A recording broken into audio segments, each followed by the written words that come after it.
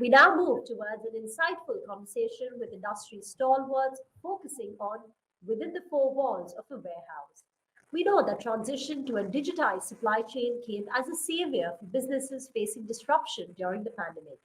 The digital technologies provided real time views of the networks, and this led to a remarkable uptick in technology adoption by businesses to ensure supply chain resilience.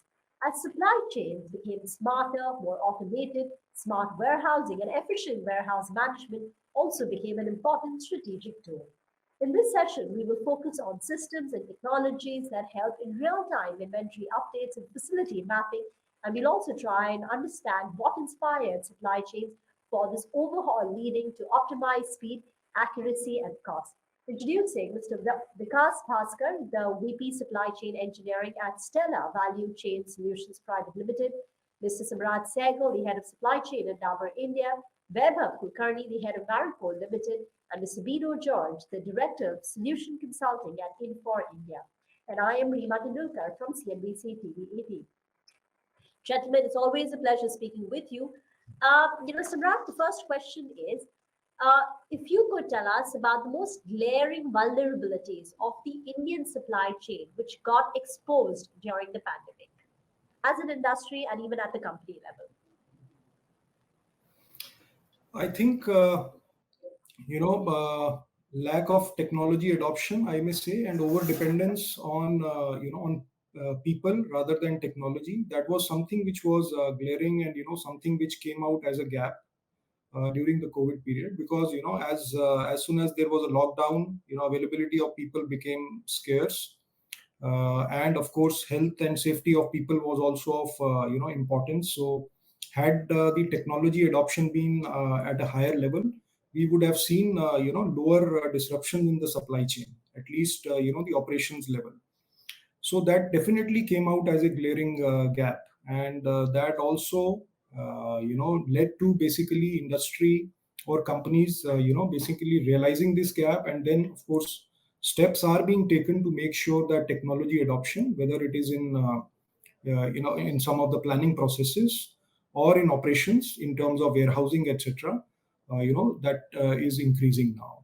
And there is a focus from the industry side to make sure that this dependence will reduce, and reliance on technology is going to increase. Over dependence on humans perhaps was a bit of a disadvantage when all of us were forced to stay at home, and the need for technology. Vaibhav, according to you, what were the fault lines which got exposed in the last 18 months? Okay. So Riva, what I saw and in last 18 months is that companies or industries focused on their own supply chain. So while I'm trying to get my factory up, I'm trying to supply to my customers whatever I can do from my factory. If I'm not able to help out my own vendors and their vendors, I am going to get stuck. So we've been stuck for things where a vendor's vendor defaulted on some of the machine components, and we couldn't get the machine component in the right time, the spare in the right time, and then I couldn't meet the certain orders. So while we worked individually as a as a company, we worked on our own supply chain. But as an industry, if we work on a industry-wide supply chain and the supply chain of the related ancillary industries, that actually then can be a game changer. We used to talk about this in auto, but this pandemic has shown that it is also important in industries like ours as well. So that was the big learning point for all of us. Okay, the weakest link perhaps brought down the entire supply chain, which also brings us to the Absolutely. point that on an end-to-end basis, we need things to be digitized. A supply chain has many aspects to it, right? From procuring, there is a warehouse, then there is the entire supply chain channel, there is delivery. Can you tell us where we're seeing digitization the most? Where is it that the industry right now is still lagging when it comes to digitizing across the entire chain and the entire ecosystem?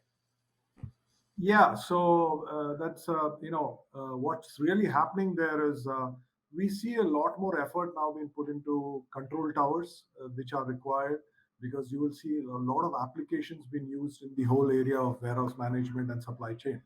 The other thing that we really see what is lacking is real-time information, because again, uh, data has freshness, and we need to use that to actually capture that. If that doesn't come out strong, we have a big problem.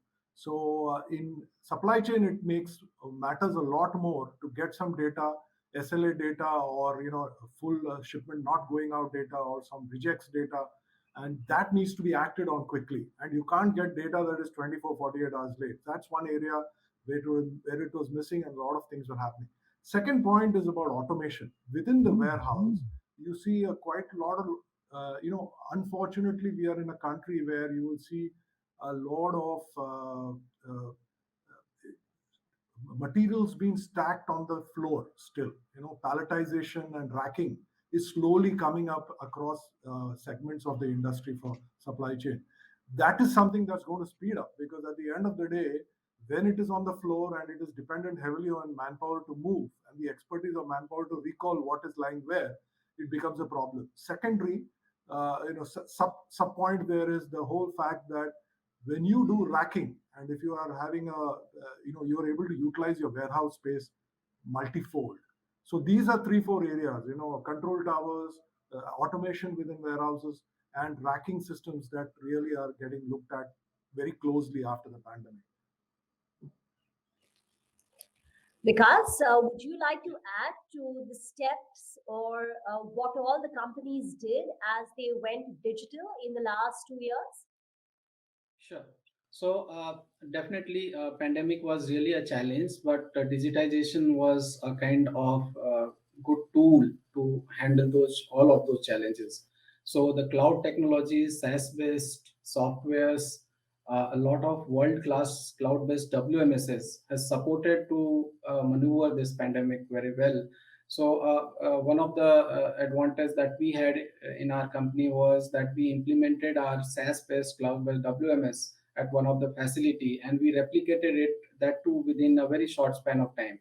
So the key areas that now we felt that organizations are focusing is the technology adoption in terms of digitization. Second is automation, as rightly said by Mr. George, that automation both in terms of space optimization, elimination of aisles, increasing the vertical height, the picking automation using carton shuttle or pallet shuttles, or the bin cobots along with the pickers, or the intralogistics, the use of AMRs or the boom conveyors or smart conveyor systems, and also the sorting system. Because we manage a lot of mother hubs, we felt that the speed of the sorting system and the kind of affordability of sorting system is also improving. So these things have really increased both the speed to market and cost to market for a lot of our e-commerce as well as omni-channel fulfillments. Another key aspect during this pandemic was the resource management. So because resource both in terms of manpower and energy supplies was one of the key areas, so we started using IoTs. So there is one system where through which you can track and trace your resources, their availability. And also we have started implementing Infor LMS, labor management system, across our network in order to have a clear visibility of the resource and their productivity.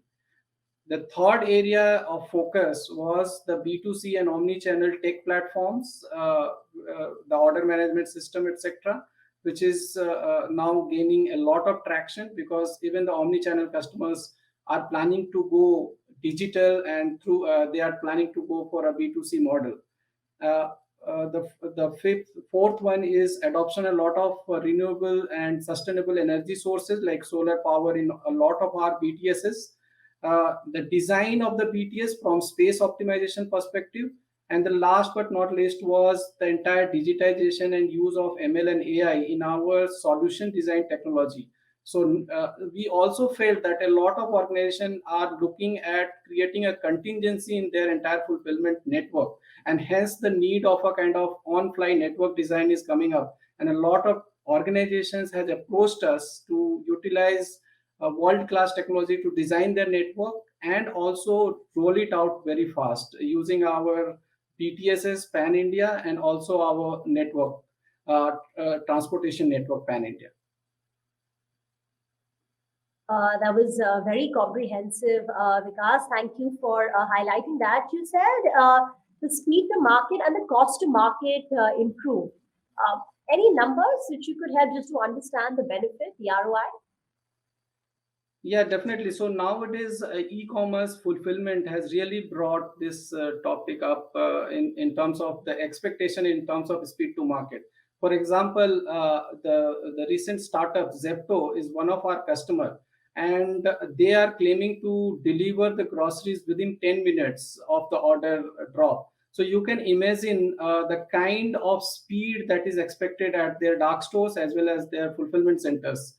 So similarly, in case of a lot of our e-commerce customers, the expectation from order to loading within a four wall of the warehouse is less than 20 minutes. So basically, this speed requires a lot of hard work on the background, the inventory accuracy, the training, the digitization of the entire inventory management, as well as the entire intra-logistics, and also a lot of adoption of automations within the four walls, which helps to gain that speed. Samrat, Dabur has been an early adopter of technology, and I'm sure your warehouse is completely automated, and many of the things Vikas spoke about, optimization, sorting, etc., would already be there at your warehouse. Can you talk about, the benefits that you have seen and accrued? Anything that you'd like to add? Yeah, so Rima, thank you for this question. Actually, at Dabur, there are few technologies where we are actually, talking to people right now. So we are actually looking at two critical things. One is, automated picking in the warehouses. So, some put to light systems, or probably people are also talking about automated, voice picking systems also. So this is the technology which we are going to look at, and we are in discussion phase right now. And apart from this, of course, it is also important that lot of dependence on people is there as far as the cycle count or inventory count is concerned. So if there can be technology help which is available to make sure that this gets automated, it saves time of the people, because typically every time you do a complete inventory count of the warehouse, you need to shut it down for day or two, and you want to avoid that, and people dependence is also high. So this is another technology where we would like to adopt and move ahead. Binu, you want to come in on this? What technologies can companies adopt if they want to reduce people dependence on inventory counting, as Samrat pointed out? Yeah, it's a good point that Samrat mentions. From a voice collect, we do talk to our systems, do talk to systems which allow you to do it. But I must be a little cautious there because of accent and language. We will have challenges, but it's something that we can overcome. That is for sure. We also have, you don't really need to, there is another option that we have been deploying with other customers is when we do cycle count, we really don't do it as if we shut down the whole warehouse. You could do it for categories of items so that you spread it across and look at your lean times of labor and actually do cycle counting for them. I don't really know the full issue that Samrat is mentioning, but these are some of the ways that we've been able to handle it for our customers. Finally, there are these check digit things to be done. So we have a capability of using a check digit to double check that the person is picking the right thing.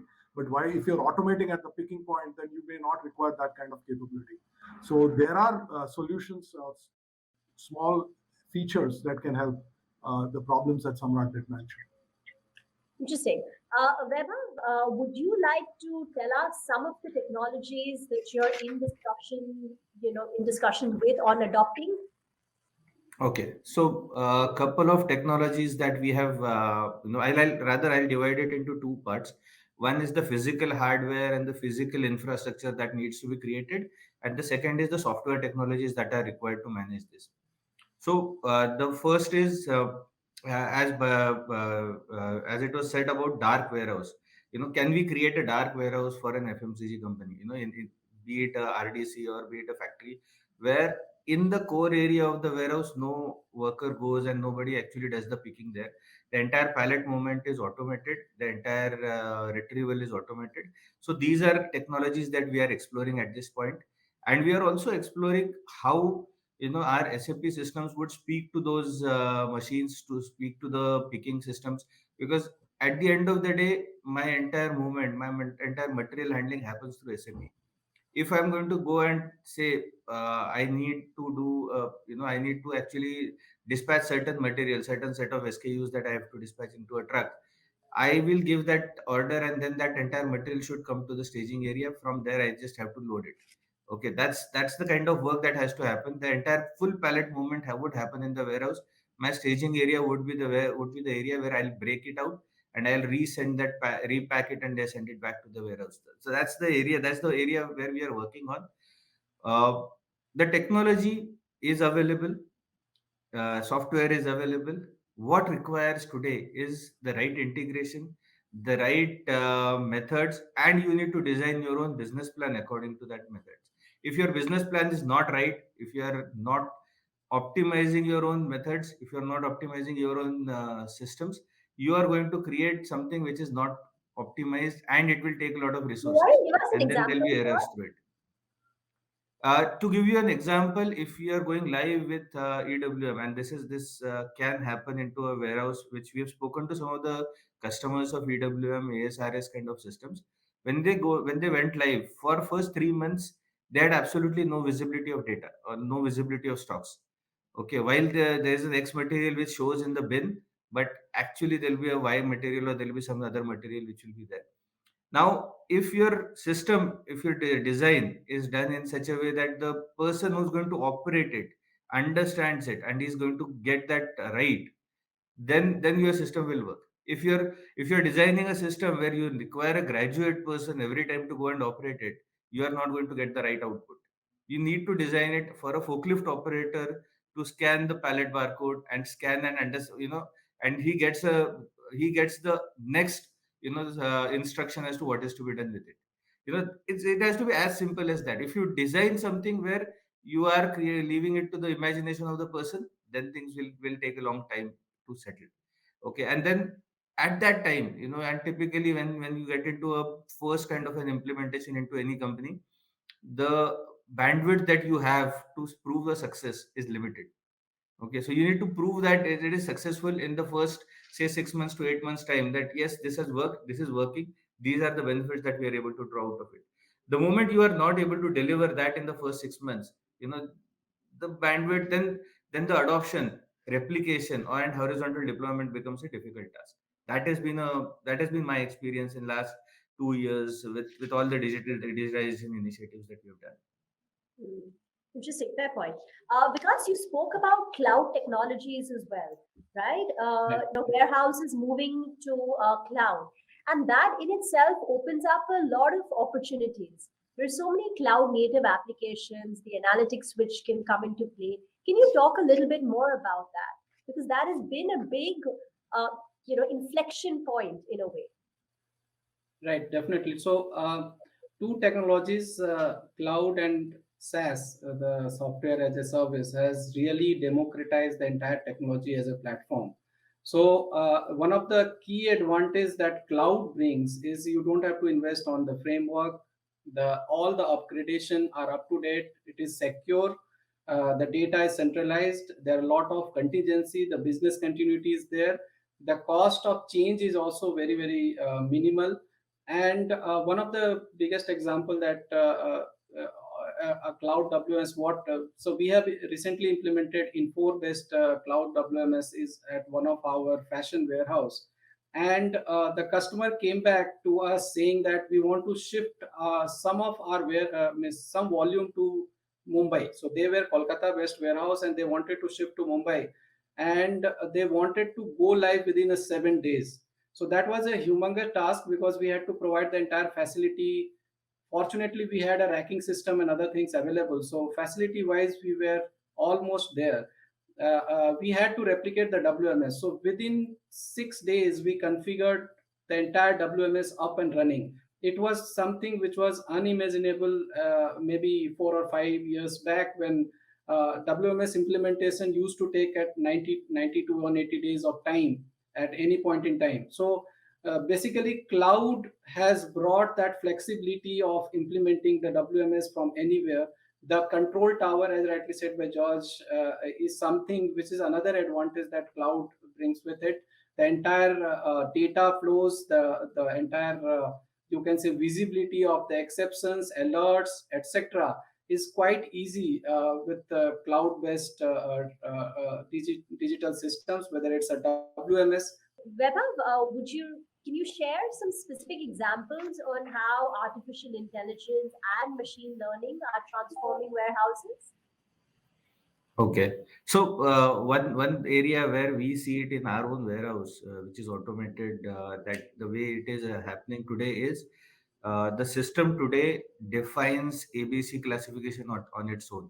So if you're talking about material which is not going to stay long for a long period inside the warehouse, it will be stored closer to the exit points, and the material which is likely to stay long, and the system has its own areas where it can calculate. There are algorithms, there is learning that the system is doing on its own, which actually is driving back these decision mechanisms, which is reducing the overall time turnaround time of a material to come out, and it is going to improve the throughput from the same set of machines. And that actually is the throughput management which is happening through AI and ML. Okay, this is one part. The second part is basically on the AMRs, where they on their own, the AMRs on their own are giving maintenance schedules, and there are cycles which are getting reflected, that certain vibrations are going off track, some of these things are not right, and then you need to do a maintenance. So those calls are coming frequently for predictive maintenance rather than breakdown maintenance, and which will help us in improving the uptime, reducing the number of AMRs that we have to keep inside the warehouse, and manage the overall warehouse within within the limited resources that we can actually deploy. Vaibhav, thank you for giving examples which even I can understand. But do you also use immersive technology like augmented reality, virtual reality? Intuitively, I can guess that maybe it helps in product traceability, but where else? Why would you say this is the future of supply chain? Okay, so augmented reality or virtual reality today is still a little far off from a typical FMCG company. Generally, we would look at it to be used as a part of our training modules, or but I can see a application for this in picking technology. For example, if somebody is, if there is manual picking happening and you have an augmented reality enabled system available, that person actually gets a prompt that you have to pick this one and not this one, so that actually check can happen across multiple stages, and that I see as a possible opportunity. I do not know whether it is implemented anywhere. George or Vikas will have better answers on this one, but these are applications that we see across industry, and training wise it is already there. We have couple of machines where we are already discussing with vendors for developing the augmented reality as a training module for that machine.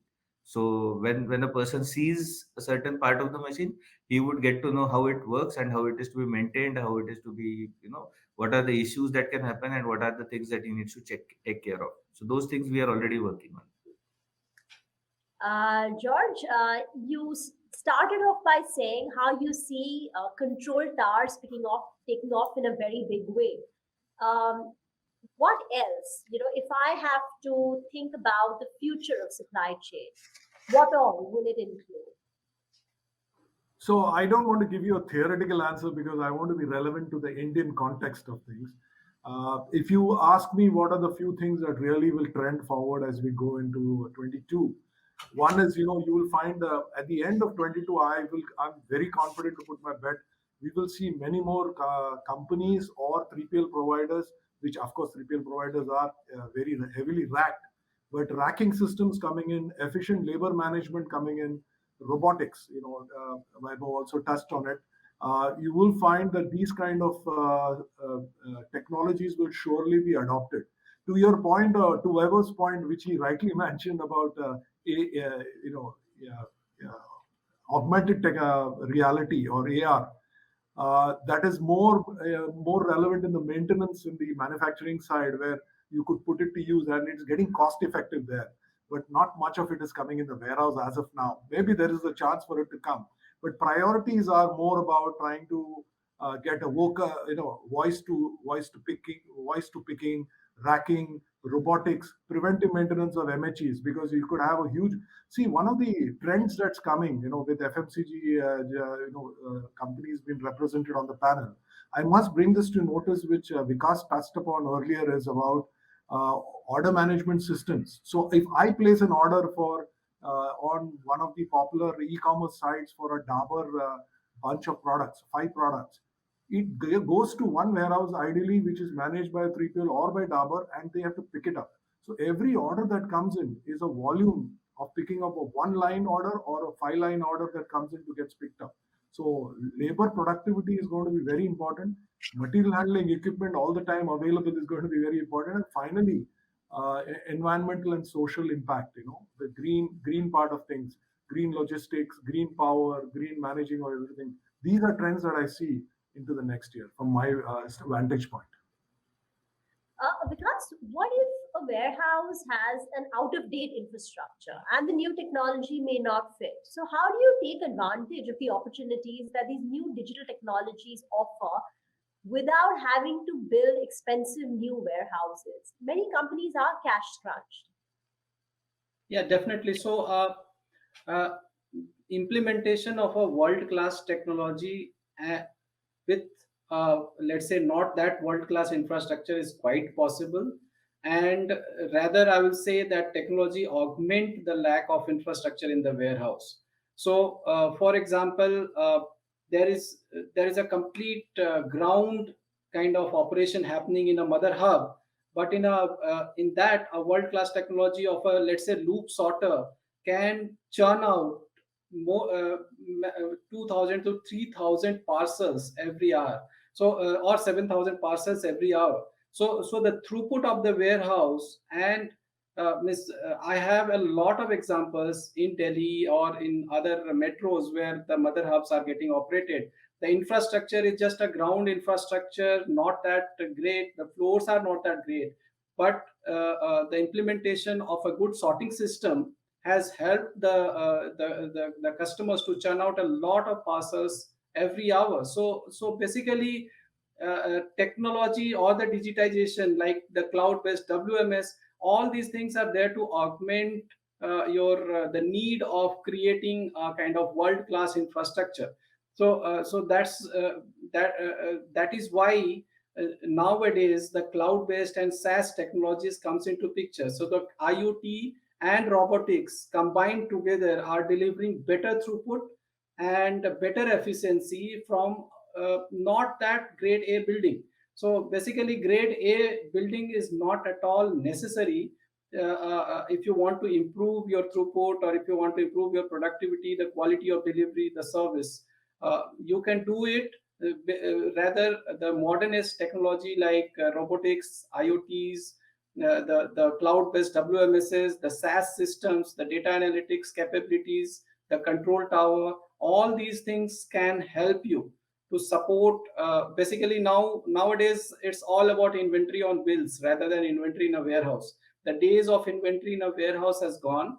Now it's about fulfillment, the speed of fulfillment. So nowadays a lot of technology are coming up to create visibility across the transportation network rather than just focusing on the warehousing piece. So basically, it's the end-to-end, the order delivered to the customer on time and in a right quality, the fresh orders, that brings more value for any customer, the more competitive advantage than creating a very world-class infrastructure and not able to deliver customer on time. So a lot of large warehouses of world-class e-commerce companies are all ground. They are not even racked. So basically, because of world-class WMS, because of sorting systems, because of robotics, IoT, all these things are helping them to improve the quality of delivery. Okay, Vikas, thank you for that. Weber, I want to touch upon one point that George had earlier spoken about data being useful only when it is fresh. So if someone needs to leverage data, it has to be done in real time. And perhaps there is a challenge in procuring data on a real time basis. So do you all face this challenge about getting real time accurate data? And if you don't, how do you go about ensuring that you get this data? Okay, so we have that challenge mostly towards the manufacturing side, where the machines would be old. There could be some machines which are not IoT enabled. So then there are off-market solutions where we have to put more sensors, get data, and then start analyzing that data. That anyway is there. As you said, the data freshness is extremely important. I mean, if I see yesterday's data today and talking about real and in the real time sense, it is not going to be of much use. I can only use it for analytics as to how it was against day before yesterday versus yesterday. But that again is a that is something which is reactive. If you have to be predictive, you need to start seeing data, start analyzing, and start predicting trends basis that data. So there are areas there are, and with all these IoT being a buzzword, there are many people in the industry today who are supplying the systems where we can collect data from the machines, from warehousing, from multiple sources. There is plethora of people, plethora of startups which are in this field of collecting data, getting it right, and then putting it onto a server or cloud, and then from there you can do whatever you want to do with it. So it's available today. It's just that we need to, again, as I said, we need to get the right data so that we can make information out of it. If we are not getting the right data, we are getting data for the just for the sake of it, it will remain in an Excel sheet, or it will remain in a database, and you will not be able to use it anywhere. So it has to be prioritized. What is it that I want? What am I going to do with it? How am I going to do it? Do that analysis. That is something that we need to ask even before we put in the money to collect that data. If we put that money, then we will be able to get that get the right quality of information. Uh, Thank you. Samran, would you like to share some of the challenges that you have experienced as you wanted to go digital along the way?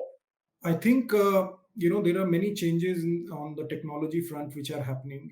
So the biggest challenge is to pick your battle right. What's the technology you want to first of all select, and where you want to focus first is something which is a big challenge. Today the challenge is not in terms of like for example, earlier there used to be a challenge on ROI of any technology which you want to adopt. Today that challenge is lower because companies do understand it's a matter of survival now. And I think at least at Dabur, and I have seen in many other organizations also, the CEOs now understand adoption of uh, technology or going digital is a given now, and so that challenge has lowered. But for you to decide which one you want to adopt first is the biggest challenge. And then probably within the universe of technologies which are available. For example, you want a resilient and flexible supply chain. Data is gold. We do understand all that, but how do you mine the data, and how do you have end-to-end visibility of your own system? Uh, First of all, your own system, and then extending it to your suppliers. So, which technology or which platform to adopt? That's the second challenge which we face. You should be able to adopt the right platform. So these are the two big challenges which we are facing at this point of time. And I think as we go ahead in 2022, as we want to build a resilient supply chain, this is the challenge which we should overcome, and we should be able to adopt a technology which is first of all giving you end-to-end visibility of your own system. It should be scalable outside your system, and then it should be scalable as you grow. Your organization expands. You should be able to scale it up as well.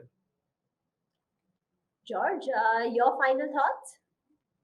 Well, yeah, it's quite challenging. And, final thoughts, I must thank each one of the panelists for making our daily bread available even during pandemic times, So let's not forget and get lost in all that, And the the Chawanprash and the yeah. Dabur Chawan to keep you safe. So, yeah. So the Maricos and the Dabbers and of course the 3PL providers that Vikas is representing. I must thank that they've been continuing to help us put the food on the table because it was a critical thing. So the point of the matter is again, as I think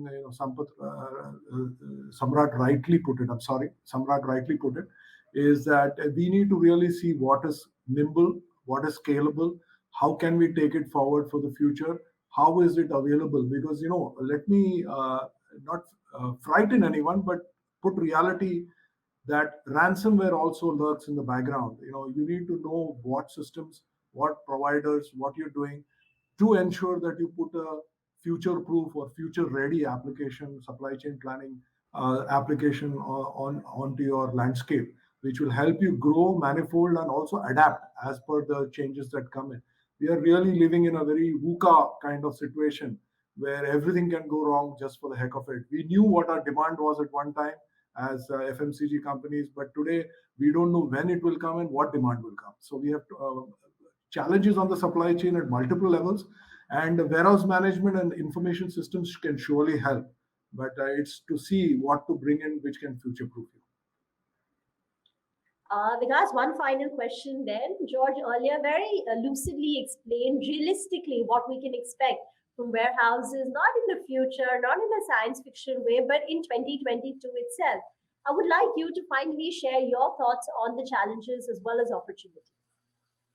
Sure. So warehousing as a fulfillment as a operation. So there are a lot of opportunities. The challenges are definitely there, but there is an ample amount of opportunities available in terms of as far as digitization journey goes. There are a lot of things to be done. The world-class cloud-based WMS and how to exploit all the features of the WMS is one of the critical area of focus it should be. So a lot of WMS, it's like using a mobile and not using all the features of it to your advantage.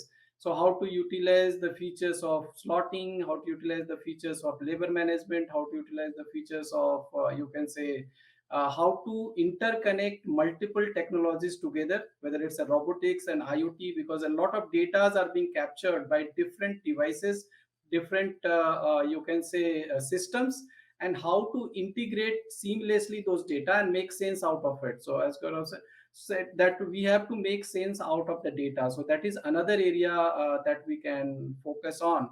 And third is ultimately the aim is to increase the speed of market and reduce the cost of market. So how to value engineer the entire infrastructure in such a way, and also the resource utilization in such a way that the productivity is optimal and the cost of delivery is the lowest.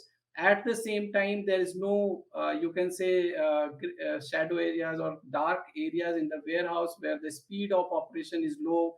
How we can seamlessly integrate the entire warehouse fulfillment operation with the planning system, because planning system should not work on silos. So nowadays people are not talking about SNOP as such, they are talking about SNOE. So how sales and operation executions take executed tandemly, and there the role of a control tower comes into picture, and there has to have a seamless visibility of fulfillment operation, logistics operation, and integration of these two with the your planning system, the SNOP system, so that you deliver to the market at a least cost and in a shortest time and with a minimum inventory, because inventory is ultimately something which is not which blocks your working capital. So these are few things that